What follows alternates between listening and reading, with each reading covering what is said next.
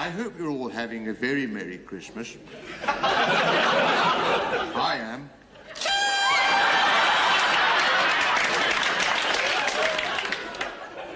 Christmas is a time of goodwill to all men, which naturally rules out Mrs. Thatcher. What a silly filly she is.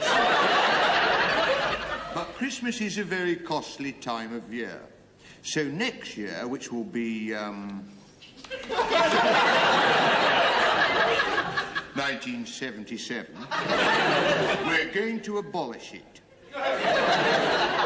This will mean you'll have more money to spend on luxuries like food. But I believe no one has done more than this Labour government to foster the festive spirit. After all, it was us who sent you all crackers. Like many of you, we have had to economise this year. We didn't have a turkey for Christmas lunch. We made do with an oven-ready tom-tit.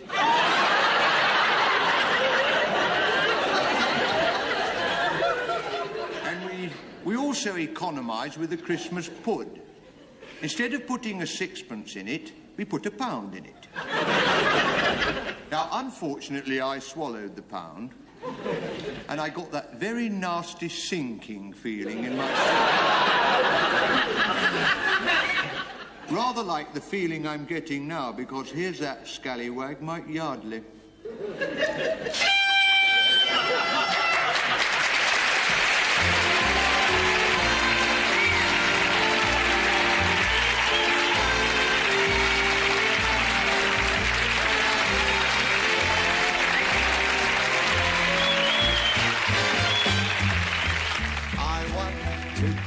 Happy, but I won't be happy till I make you happy too. Life's really worth giving when you are mirth giving. Why can't I give some to you? And that's what we want to do tonight, ladies and gentlemen, because we're having a marvellous time here. Hope you are at home. And we've got some very special guests at our party, and they're all having a ball. Correction, Bright Eyes. Everybody's having a ball except me. I got a flash for you. I've seen funerals with more action than this. Listen, I've always wanted to ask you something. Are there any disadvantages in having a bald head? Yeah, the other day I went into a bowling alley and some dude kept sticking his fingers up my nose. You did? And now, ladies and gentlemen, Mr. Frank Sinatra.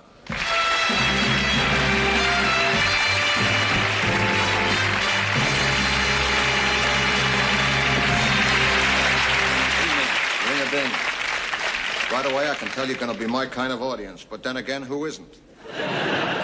What do you know? Old Red Eyes is back. I didn't bring Dean Martin with me this time. Dean drinks so much that when you get to the customs at Heathrow Airport, you have to pay duty on him.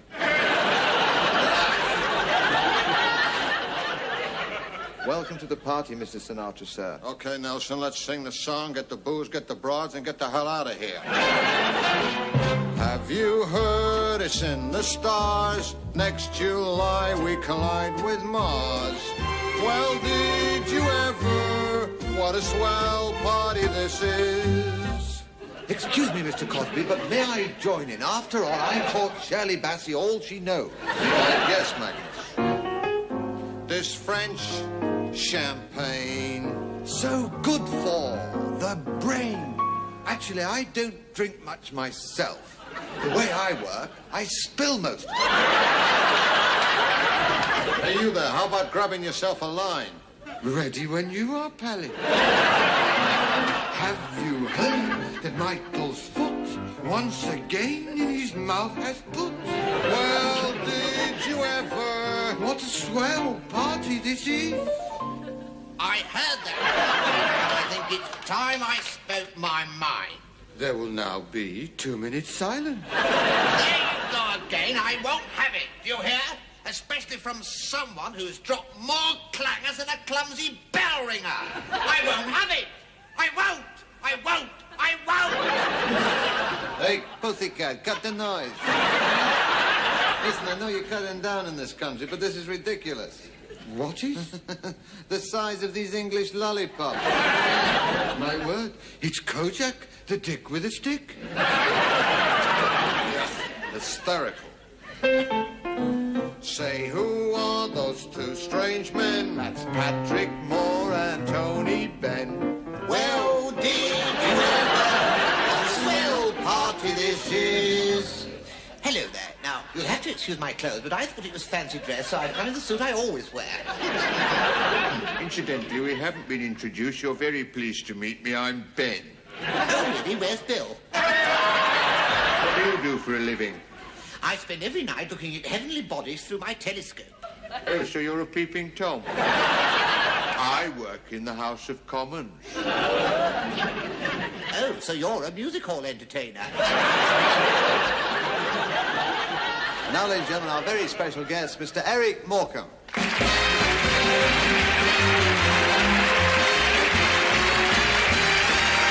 Hi, sir. As you can see, I've come dressed specially for the occasion. What occasion? Well, they told me it was going to be a Roman orgy, where Angela Rippon was going to rip up. No, it's just a normal party. Oh, what a pity. That means I've washed my feet for nothing. Incidentally, it's very tragic why Ern isn't with me. He was on his way here this evening, prepared for a Roman orgy, when somebody accidentally trod on his grapes. Not a pretty sight. Were they muscatels? No, just badly bruised. Incidentally, why is it, Mike, you always do impersonations of me, but never of Ern? Well, Eric, with Ernie, there's nothing to get hold of. That's true. Eric, why don't we do the party song finale? Yes, as long as it's not painful.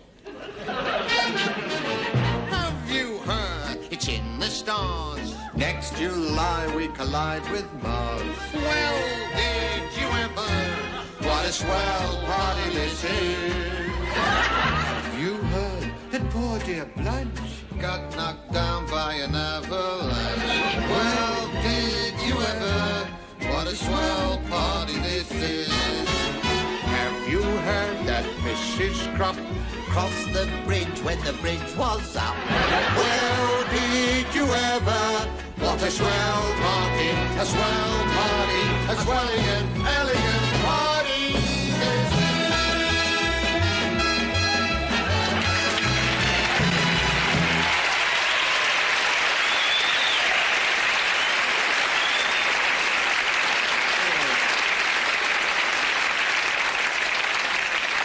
Thank you very much. I really enjoyed that bit. Lovely people there. I hope you're all having a very happy Christmas. I've had a marvellous time, and I've had some very novel cards this year. There's this one here, actually. I suppose you can guess who that's from, Robin Day.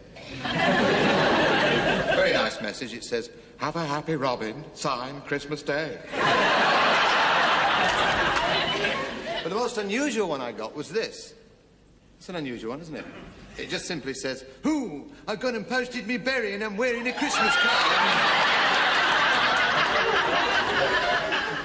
And this one is a very special one. Look at that. Isn't that beautiful? That's from America, actually. That's from Liberace. And nice message. It says, Dear Mike, hope you're having a very merry That's what it says here, you see. Hope you're having a very merry Christmas. We're having a swell time. I just bought my brother George a chemistry set. ICI.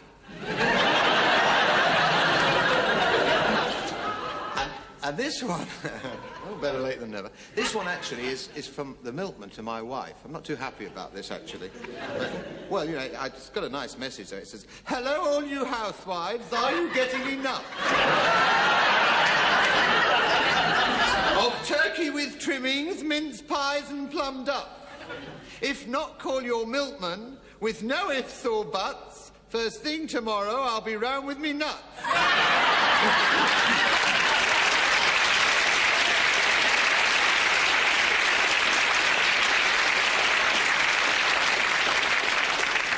Yes, as you gathered, that was from Malcolm Muggeridge. Of course, a lot of people go away at Christmas time and stay in hotels. Now, this is all very well, unless you go to somewhere like, say, Fawlty Towers, and you find that when you get there, all the staff have gone home, and Basil Fawlty is in sole charge.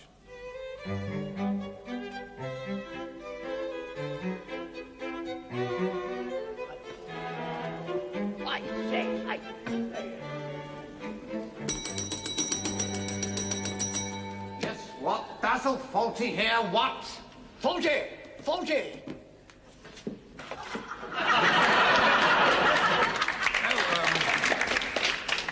Is it raining? Oh, sorry, Major, sorry, just having an afternoon nap, I'm afraid. Afternoon? But it's 8 o'clock in the evening. Is it really? Aren't the nights drawing in these days? What's the problem? Ah, it's the guests, you see. They're getting restless. They're waiting for the cabaret to arrive. Oh, I see. Well, don't worry, Major. I'll soon get things swinging. That's good, that's good. Yeah?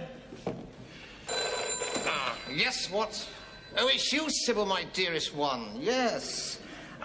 Look, Sybil, what did you do with the dining room key? We're all stuck out here in the lobby. Yes, the lobby. Of course I'm not getting flustered. I'm into everything myself. No, unless you count this morning when, in actual fact, I gave a saucer of milk to the turkey and stuffed the cat. Yes, Sybil. No, Sybil. 3 bags full, Sybil. Drop dead, Sybil. And what? Mr. Fawlty? Well, go on. Do it. Sorry? Kiss me.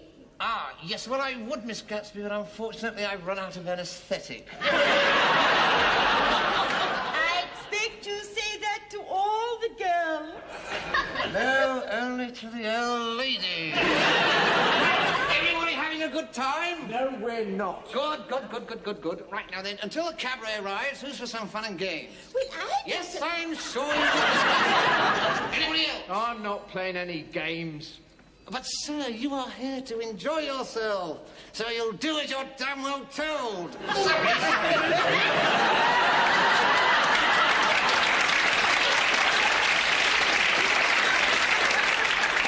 Yes, now, let's do silly walks. Silly walks? Well, you'll win easy. You are a poofter. What? I said you are a poofter. Yes, sir. Well, don't worry, sir. You're perfectly safe. This is my day off. Right, silly walks, and I'll start.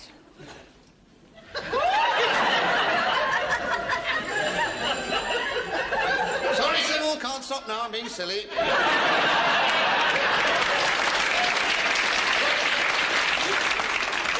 Right, that's one to me. Who's next? I told you he'd win, didn't I? That's because he's a poofter. I say, let's play charades. You know, somebody mimes something, and we have to guess what it is. Good idea, Major. I tell you what, Miss Gatsby, why don't you take all your clothes off, and we'll have to guess whether you're an unmade bed or a prune on legs. I don't think I fancy that. No, on second thoughts, I don't think we would either. Sorry. Yes, what?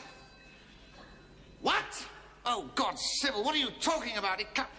Oh, God. Fawlty, what's wrong? Yes, what's wrong? Well, it's the cabaret. I'm afraid it can't come. Oh, what are you going to do about it? Yes, what am I going to do? Yes, well, of course, pity Manuel isn't here. I could have done a knife-throwing act. Can anybody here do a turn? Well, I'd like... Yes, we know. Anybody else? I could do my impression of birds. Oh, pity you weren't here at lunchtime, Major, when I ruined the turkey. Listen, Longshanks. It says in your brochure, cabaret nightly. And if we don't get it, we want our money back. So think of something quick. Yes, don't worry, I'll think of something quick. Let me see, we did have an entertainer staying with us. He couldn't pay his bills, so he left his equipment instead. Now, where is... Ah, yes, here it is. Ladies and gentlemen, for your entertainment, I present Basil and Friend. Hello, little man, and what is your name? Brian. I see, Brian. He said, Brian. I know what I said. Tell me, Brian, what was the weather like when you left? Grey, greasy, and brilliantly sunny. What did he say? Scattered showers. Bit like you lot, really. Look, Brian, would you like to sing a song? Yes. What song would you like to sing? Goggles, gangles, and geese. Oh, what a pity, Brian. I don't know that one. So why don't we sing this one? There's a tiny house. There's a tiny house by a tiny stream. By a tiny stream. Where a lovely lass. Where a lovely lass had a lovely dream. And a lovely dream. And her dream came true. And her dream came true. Quite unexpectedly. Billy, Austin fella, Katzenella, Gogan by the sea. Thank you very much.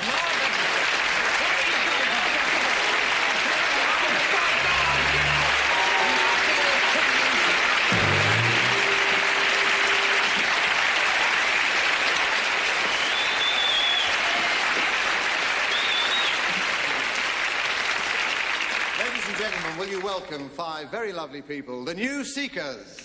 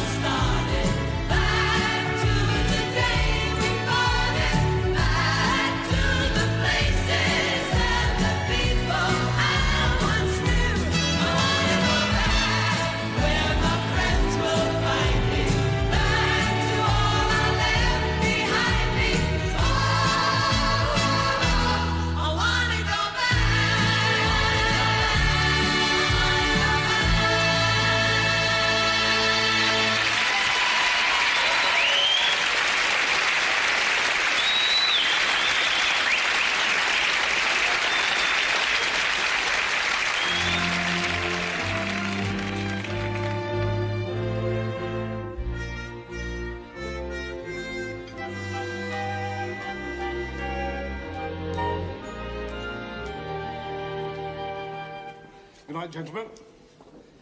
Your usual, Mrs. Thatcher, a screwdriver. Thank you. You know, George, I'm convinced I'm going to be the next Prime Minister. Here, Mrs. T. You sure you haven't had too much to drink? It's all right, George. I know exactly what I'm saying. There's one very good reason why I should be Prime Minister. And here he is.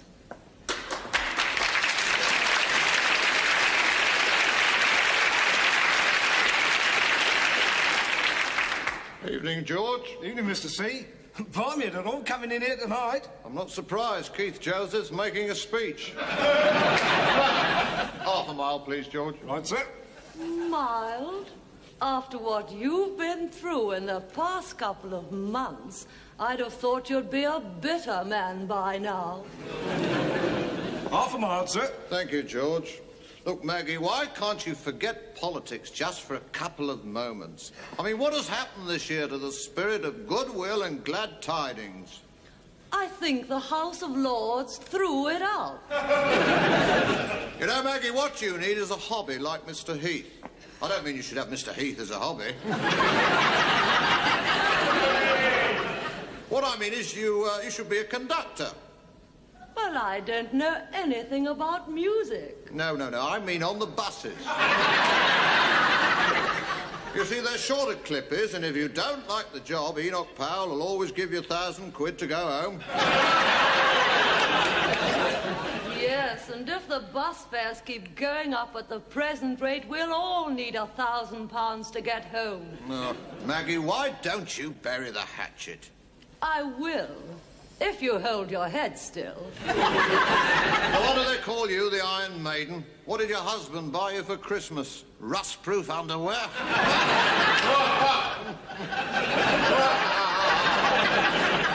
No, he bought me a new British motor car. Oh, you were the one who got it.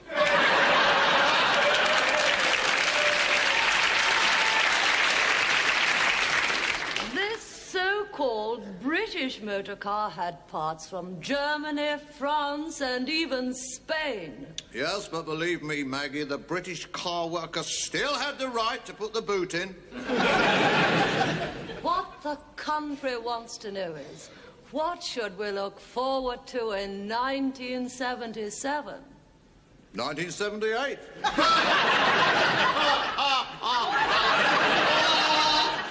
It's the way I tell him, you know. I mean, what are you going to do about the docks? Well, Maggie, let me say to you, quite bluntly, that, you know, at the first sign of trouble in the docks, I shall step straight in. Do you intend to make any changes on your front bench? No! It's not the first time I'll make you jump, I'll tell you, Maggie. No, like Don Reevy, I don't see any point in changing a losing team.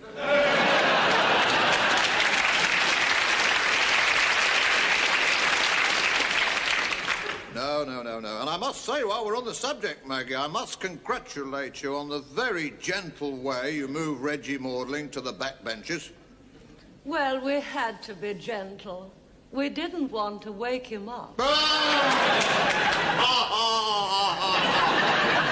Harold, come and listen to this. Very good. You know, Maggie, I can't see why we can't put all our political differences to one side and work together to make this great country of ours a land fit for heroes to live in. Believe me, they'll have to be heroes to want to live here. I agree, Jim. So, look, Maggie, why don't we sing a little song all about the things we would like to have had for Christmas? Lovely idea. Ted Heath roasting on an open fire. Jack Jones poking in his nose. Enoch Powell offering you his support. My wife has bought me one of those. Everybody knows I'm staying on at number 10. I'll have you out before I'm through. Although it's been said many times, many ways, best of British. Best of British. Best of British. To you.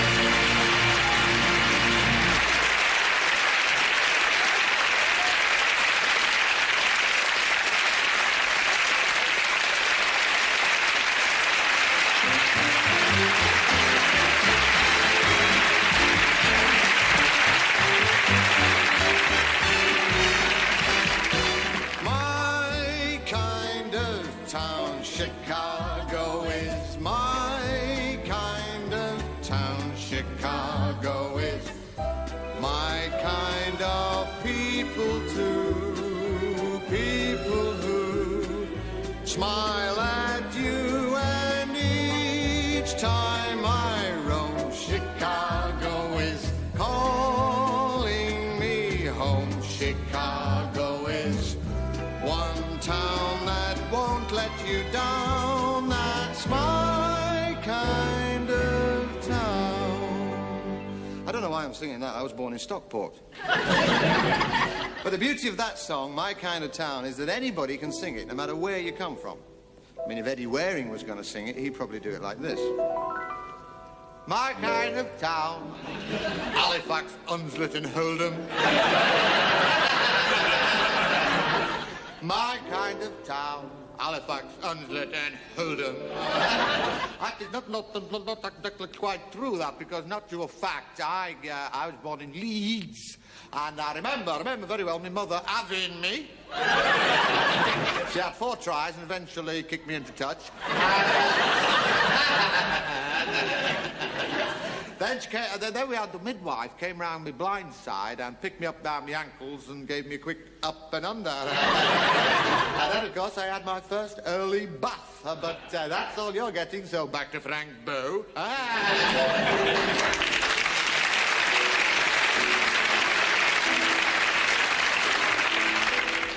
A very famous Irishman would probably sing it like this. My kind of town, old Dublin is. My kind of town, old Dublin is. You know, a lot of people say, why do I keep doing that under leg? They say, is it the cigarette ash? It's not the cigarette ash, it's just that I sit down for so long that I'm trying to get the circulation back into my leg. Have you noticed both the fingers are gone here? What's happening? But I was born in Dublin. I went to school there, and I remember one Christmas the teacher asking us where we thought Father Christmas came from. One little boy put his hand up and he said, "Please, sir, I think Father Christmas comes from Greenland. Where all the reindeer come from?" Teacher said, "That's very good." Second little boy put his hand up. He said, "I think he comes from China. Because every Christmas morning when I open my parcels, they've all got made in Hong Kong on them." And the third little boy put his hand up. He said, "I think he comes from Ireland." Teacher said, "Why do you think Father Christmas comes from Ireland?"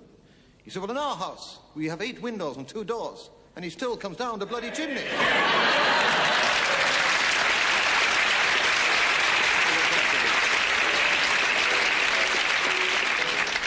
Look at the muck in here. My kind of town, Little Hampton is. My kind of town, Little Hampton is. Well, it is. Well, I told you, you know, don't you? You see... No, you see, it was in Little Hampton where I first showed the world that beneath this tough, rough, gritty butch image, there is a true thespian.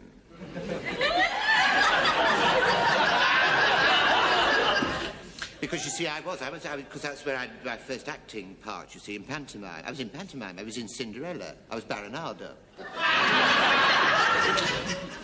And Everard, he was in it, Everard. He played Buttons in tights. There's no flies on him, I can tell you. I love you all dearly, I really do. Hello, good evening and welcome.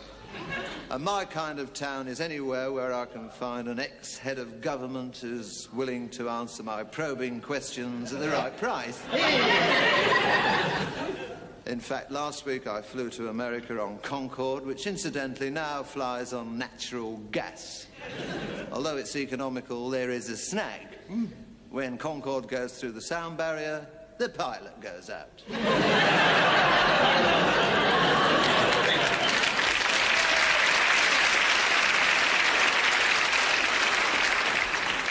And whilst I was in America, I had the opportunity to ask the new American president which was his kind of town. Well, Mr. Frost, I would like to say that my kind of town is Georgia. I mean, I was born in Georgia. Oh, bred and born in Georgia. And I would like to say that, first of all, I'd like to say to all you British people out there that since I've become president, I've made my intention, and I made this very clear all throughout my campaign, that I intend to continue the very warm and close friendship between our two countries. And I would like to thank all the people in Britain who helped me become president. I would like to thank Mr. Edward Heath, who taught me how to smile.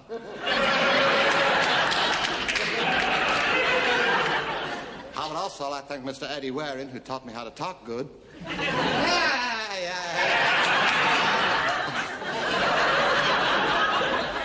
I would like to say to all you people in Britain, because a lot of people think I don't know anything about your country, but I want to say that I intend to visit Britain on my way to China.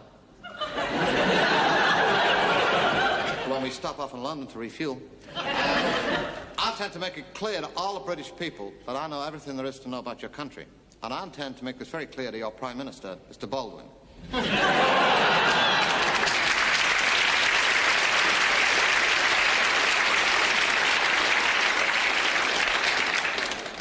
My kind of town is Birmingham, where, of course, we do celebrity squares, where each week the stars put questions to me, the answers of which I have no previous knowledge.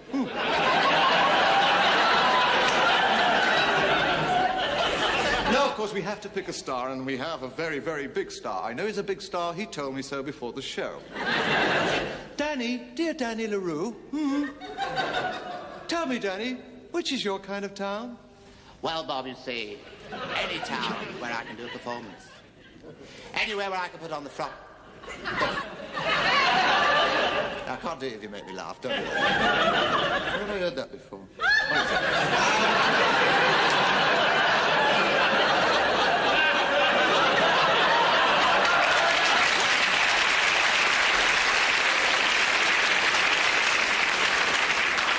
You see, anywhere where I can do a performance. You see, Bob, I've been in the business 25 years, man and woman. And you see, I love my profession. You see, I love the applause, because you see...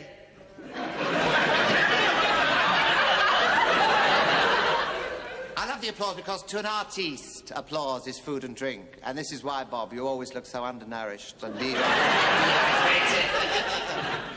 Thank you very much, Danny, for those few violent words. And now, Frankie, dear Frankie Howard, tell us, which is your kind of town?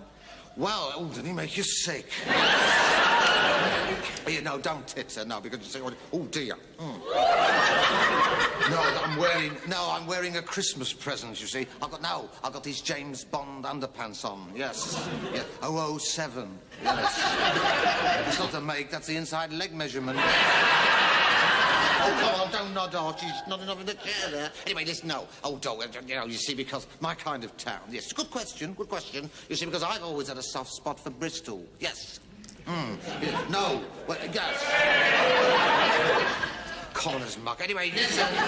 You see, because it was in Bristol where I had my first love affair. Yeah, nice girl, yes, yes. And I remember because oh, I don't know whether I should tell you this. Should I tell them? Oh, yes, all right, yes. We might as well, we rehearsed it. Anyway, well, you wouldn't think it the way I'm doing it. Anyway. No, you see, this girl and me, she was very passionate, and we spent the night on the beach, you see, yes. And I'll give you some idea how passionate she was. When we woke up the following morning, we'd shifted 5 ton of shingle. Oh, please your soul. Oh, come on, what a ripple. Thank you.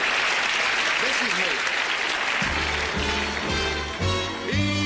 Each time I roam, Chicago is calling me home. Chicago is one town that won't let you down. It's my kind of town.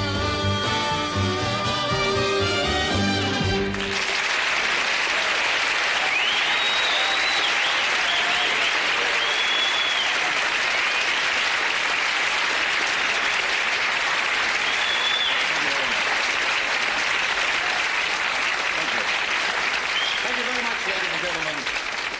Thank you so much, and thank you for being with us. And if you've enjoyed the show, please try and join us next time. Good night, and God bless you all.